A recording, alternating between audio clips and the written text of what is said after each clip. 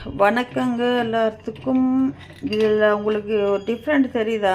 Tea வைக்கிறேன், tea தான், tea தூள் போட்டுக்கிறேன். அதுக்கப்புறம் பால், அது எல்லாம் தெரிஞ்சது தான், பால்லாம் ஊற்று தெரிஞ்சது தான், ஒன்றும் பிரச்சனை இல்லை. இந்த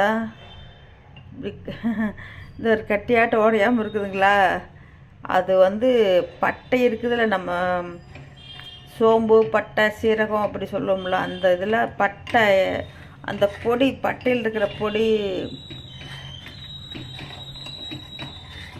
பவுட்ரு கிடைக்கும் கடையில், பட்டை பவுட்ரு கிடைக்கும் பேக்கெட்டில். அது நீங்கள் வாங்கி அந்த டீயில் கொஞ்சமாக போட்டு மூணு விரலில் இப்படி பிடிச்சாலிங்கன்னா எவ்வளோ வரும், அந்த அளவுக்கு போட்டு தாராளமாக குடிக்கலாம். டெய்லி காலையில் டீயில் அது போட்டு குடிச்சிட்டு வந்தீங்கன்னா சுகர் இருக்கிறவங்களுக்கு ஆட்டோமேட்டிக் சுகர் நார்மலுக்கு வரும், நார்மலுக்கு கொண்டு வந்துடும்.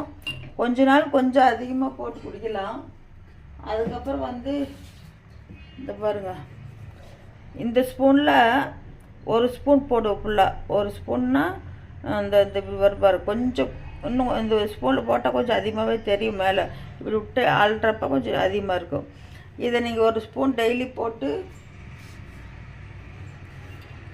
டீ வச்சு டீயில் தாராளமாக டீ குடிக்கலாம். நீங்கள் சுகர் இருக்கிறவங்க வைக்கவே வேண்டியதில்லை.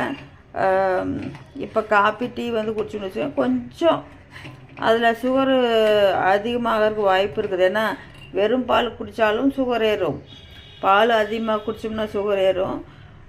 அதே மாதிரி அதிலிருந்து டீ வச்சு குடித்தோம்னு வச்சுக்கோங்களேன், அதில் இன்னுமே கொஞ்சம் சுகரு ஹெவியாக ஏறும். டீயை விட காப்பி சிறந்தது. காப்பி குடித்தோம்னா சுகரை கொஞ்சம் கண்ட்ரோலில் வைக்கும், அது சீக்கிரம் பசி கொடுக்காது. அதனால உங்களுக்கு சுகரை கண்ட்ரோல் படுத்து காப்பி, ப்ரூ காப்பி போட்டு குடிச்சிங்கன்னா அது கொஞ்சம் இதாக இருக்கும். அதனால் ஒரு சின்ன ஒரு இது உங்களுக்கு காமிக்கலாம் அப்படின்னு எடுத்தேன். இது சுகர் ஃப்ரீ. சுகர் ஃப்ரீயில் இந்த க்ரீன் கலராட்டு இப்படி இருக்குது பாருங்கள், நேச்சுரல்.